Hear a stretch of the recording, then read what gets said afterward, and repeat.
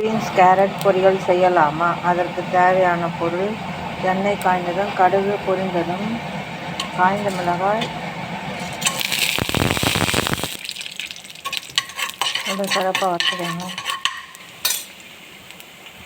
சிறிதளவு கருவேப்பிலை, பிறகு கேரட் பீன்ஸ் சேர்க்கணும். நன்றாக வதக்கணும். சிறிதளவு பாசிப்பயிறு சேர்க்கவும்.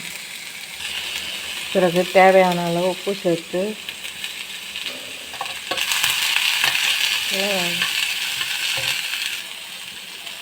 சிறிதளவு நீர் ஊற்றி தட்டு போட்டு மூடி வேக விடவும். இந்த பீன்ஸ் பொருளுக்கு கொஞ்சோண்டு கலக்காய், ஒரு வரமிளகாய் எடுத்து நல்லா வறுத்து கொரப்பாக அரைச்சிக்கினாங்க. தேங்காய் திருவி பீன்ஸ் பொரியலில் சேர்த்துக்கணும். பிறகு இதனுடன் வேர்க்கடலை சேர்க்கவும். பொடித்த வேர்க்கடலையை சேர்க்கவும்.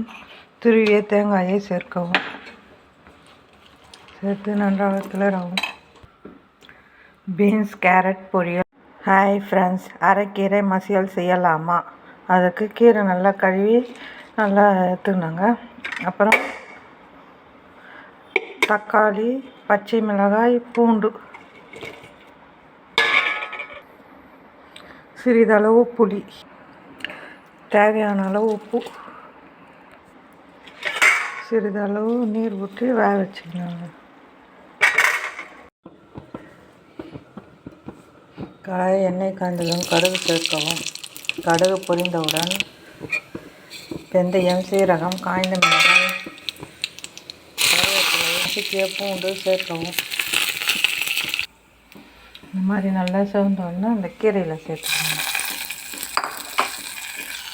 சேர்த்து நன்றாக மிக்ஸ் செய்யவும். அரைக்கீரை மசியல் ரெடி.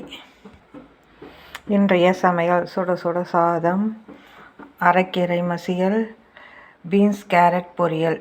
பிடித்திருந்தால் லைக் பண்ணுங்கள், ஷேர் பண்ணுங்கள், சப்ஸ்கிரைப் பண்ணுங்கள். வீவர்ஸ் சப்ஸ்கிரைப் பண்ணுங்கள்.